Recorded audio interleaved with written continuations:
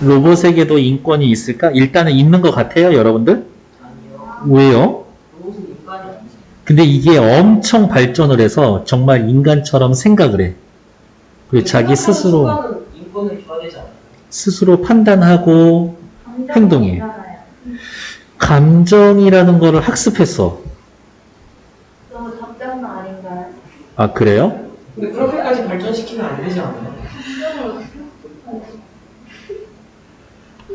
왜? 학습하려면 학습할 수도 있지. 나는 학습은 가능하다고 보는데.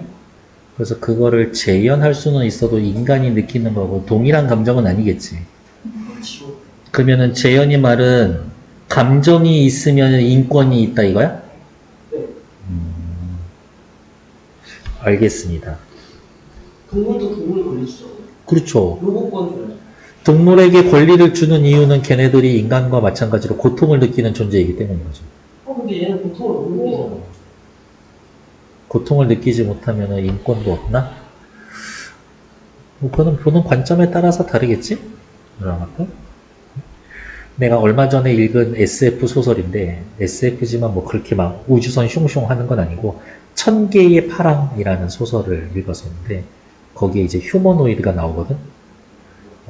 잘못 만들어졌는데 감정은 아니지만 감정 비슷한 걸 느끼는 존재가 나와. 그래서 말 타는 기수 휴머노이드인데 저 말을 달리게 하고 싶다. 뭐 이런 것들 의지가 있어. 괜찮은 것 같아.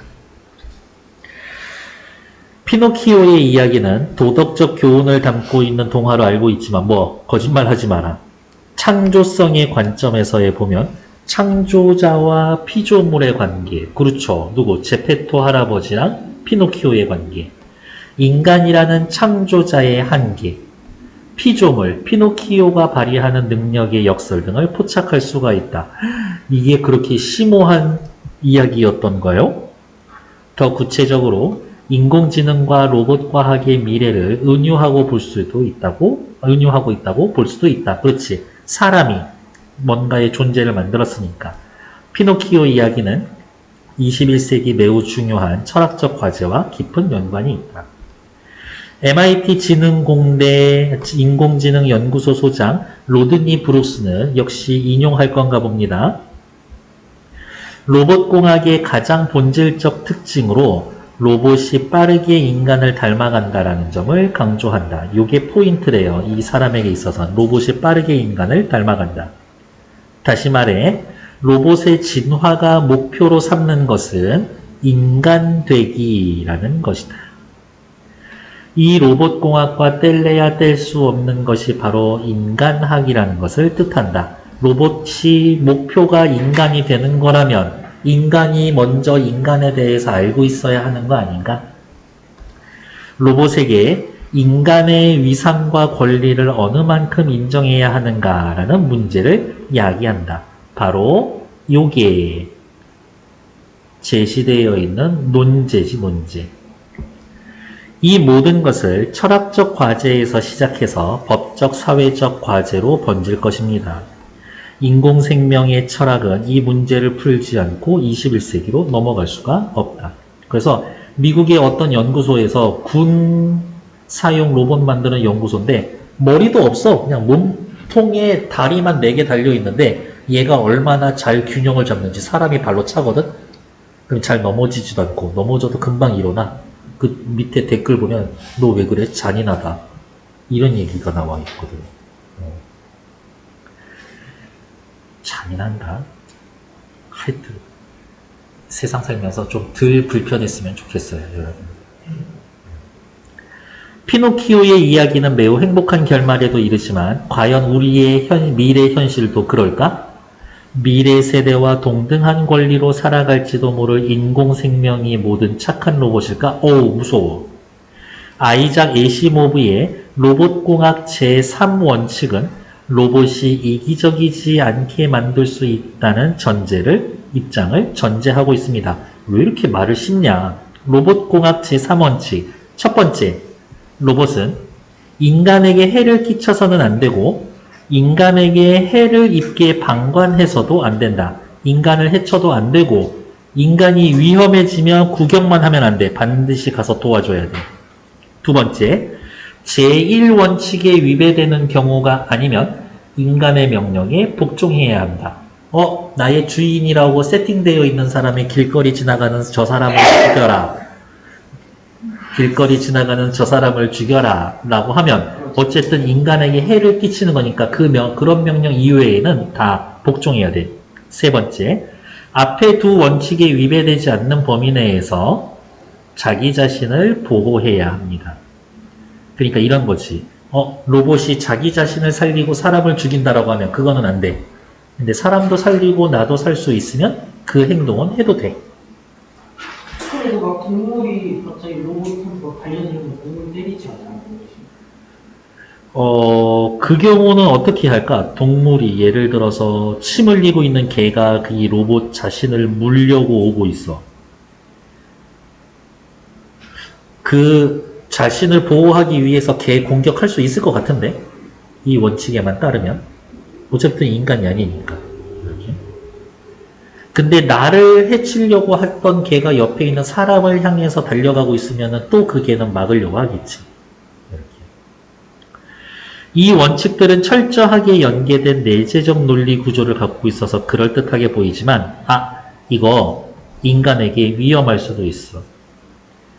아무 근심 걱정 없이 보면 이 제3원칙에 의하면 로봇은 절대 사람을 해칠 수 없겠구나 라고 하지만 문제는 제1원칙에서부터 존재한다. 해를 끼친다의 범위가 어디야? 로봇인데 굉장히 여유가 있는 애야. 이 팔다리 중 4개 중에 2개는 달려있으면 괜찮아. 이렇게 생각할 수도 있잖아요. 어떤 행동이 겉으로 보기에 해로울지라도 궁극적으로는 인간에게 이로운 것이라면 로봇은 어떻게 판단하고 행동을 할까? 이런 거지. 예를 들면 사람이 이렇게 목에 뭐가 질식이 돼가지고 이렇게 길에서 쓰러져 있는데 지나가던 의사가 옆에 빨대 같은 걸로 이렇게 목에다 꽂아서 숨을 쉬게 해줬어. 로봇이 봤었을 때는 해치는 것처럼 보일 수 있잖아. 그 의사를 공격할 수도 있을 텐데. 이처럼 인간과 로봇 사이에 제기될 수 있는 문제는 항상 근원적인 차원을 건드린다. 모든 창조 행위에는 조물주의 통제를 벗어나는 묘한 자유의 영역이 있다. 인간이 인공지능을 만들었다. 인공지능도 반드시 인간의 통제를 벗어난 자유의 영역이 있을 것이다. 종교에서도 확인할 수가 있다. 그렇죠. 그냥 신이 인간을 만들었다라고 치면 인간이 신의 의지와 생각대로만 살고 있나? 아닐걸요? 인간이라는 창조자가 자신의 피조물을 완벽히 통제할 수 있다는 것은 공허한 희망일 것이다. 피조물, 인공지능을 완전히 통제하는 것은 어떻게 애초에 처음부터 불가능한 영역인 것이다. 저 1, 2, 3 원칙 의미가 없을 수 있어. 그렇다면 미래에는 인공생명과의 관계를 그렇죠. 글쓴이가 하고 싶은 건 이거지. 통제가 아니라 자율과 평등의 원칙으로 해결해야 한다. 로봇에게의 인권을과 같은 구호가 일상의 현실이 될 시대가 멀지 않아 올지 모른다. 이제 우리는 로봇이 우리를 제대로 봉사할 준비가 되어 있는 것 이상으로 당시엔 로봇을 받아들일 준비가 되어 있습니까? 라고 생각해 봐야 합니다. 그래서 철학이 계속 있어야 하는 거예요. 이런 문제를 고민하고 문제 제기를 해주는 거지. 생각해 보아라. 첫 번째, 널리 알려진 이야기, 피노키오 이야기 있죠? 피노키오 이야기를 글의 주제와 관련해서 로봇에게 인권이 있는가 없는가와 관련하여 재해석하고 있다. 전문가의 견해를 활용한 부분이 있죠. 대상을 바라보는 관점, 과연 미래는 우리가 생각하고 있는 것처럼 긍정적이고 아름답기만 할 것인가? 라고. 미래의 상황을 예측하며 이에 대한 대비, 어떻게 로봇을 받아들일 준비가 필요하다. 유사한 사례를 바탕으로 문제 상황에 대한 글쓴이의 견해를 제시하고 있다. 괜찮죠? 유사한 사례, 특히 신이 인간을 창조했지만 인간은 신의 통제를 벗어나 자유롭다. 인간이 로봇을 만들었지만 그렇지. 로봇에게도 자유의 영역이 있을 수 있다. 얘기하고 있습니다. 답은 5번. 현 상황에 대한 문제를 제기를 하고, 그렇지. 과연 우리는 준비가 되어 있습니까? 상반된 두 관점을 절충하는 거 없죠. 해결책을 제시하고 있는 것도 아니고, 진지하게 고민하세요. 얘기인 거니까.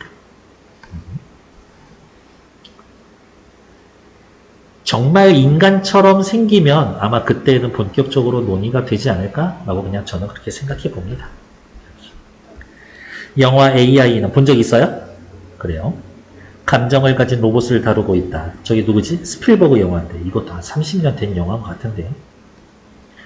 영화에서 등장하는 로봇 데이비드는 외형적으로 인간과 똑같고 인간의 감정을 그대로 느껴. 불치병에 걸린 아들을 간병하느라 상심해 있던 한 부부에게 입양이 된다. 아내는 남편이 자신을 위해 데려온 로봇 데이비드를 처음엔 거부하지만 지속적으로 감정을 표현하는 데이비드에게 마음을 연다. 그런데 병에 걸렸던 마틴이 기적적으로 회복하고 같은 집에서 사는데 마틴은 데이비드를 장난감처럼 대하며 데이비드가 심한 장난을 하도록 해서 다른 가족들에게 피해를 주도록 한다. 데이비드는 자신을 괴롭히는 아이들을 피하기 위해 마틴에게 매달리다가 실수로 그를 익사시킬 뻔하기도 한다 하면서 엄마 아빠가 이제 얘를 버리지. 마틴이 돌아온 이후 데이비드에 대한 마음이 점차 멀어진 부부는 데이비드를 버리기로 결심하고 근데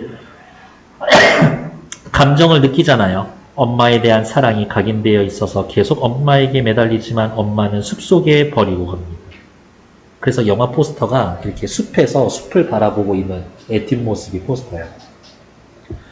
데이비드는 자신이 버려진 이유가 사람이 아니기 때문이라고 생각해서 진짜 사람이 되기 위해 길을 떠나는데 결론이 기억이 나지를 않네. 1번. 데이비드는 로봇의 진화의 목표인 인간 되기에 근접해 있다. 그렇죠. 인간이 되어가잖아요. 감정을 가지고 있으니까. 부인과 아들 마틴은 로봇을 받아들일 준비가 제대로 되어 있지 않았습니다. 부인은 처음엔 밀어냈고 불치병에서 살아온 아들은 장난감 취급하고 있으니까. 데이비드가 만들어진 이유는 인간에게 도움을 주기 위해서다. 그렇지. 목적이 있어. 마틴이 데이비드를 장난감처럼 대한 것은 해를 끼칠 수 있다라는 두려움 때문. 아니야. 너 나를 해칠 수가 있어. 그러니까 난 널 장난감처럼 대할 거야. 막 이거는 아니죠. 데이비드가 마틴을 익사시킬 뻔했다. 결과적으로 인간에게 해를 끼치면 안 되는데 제1원칙에 어긋나 있다. 맞는 얘기지. 틀린 건 4번. 6번 볼게요. 기억에 대한 글쓴이의 견해 로봇공학 제3원칙. 글쓴이는 어떻게 보면 굉장히 합리적이고 걱정할 거 없을 것 같다라고 했지만 글쓴이가 이야기하는 포인트는 어디에 있나요? 여기죠. 글쓴이가 하고 싶은 얘기는 여기지. 어디? 이게 해석의 문제를 안고 있어서 인간에게 위협할 수가 있다. 해석의 문제를 안고 있어서 인간에게 위협할 수 있다. 이 말 찾으면 되겠네요. 그러니까 아니겠지라고 하지만 어떻게 해석하느냐에 따라서 로봇이 인간의 해가 될 수도 있다. 해칠 수도 있다. 정답은 몇 번? 4번. 로봇에 대한 법적 규제지만 그렇죠. 5번. 해석에 따라 인간에게 취하는 로봇의 행동에 대해 유해성을 판단하기 어렵다. 결과적으로 너는 사람을 죽였는데 어떻게 되는 것인가? 라는 것들. 이러한 것에 대해서 엄청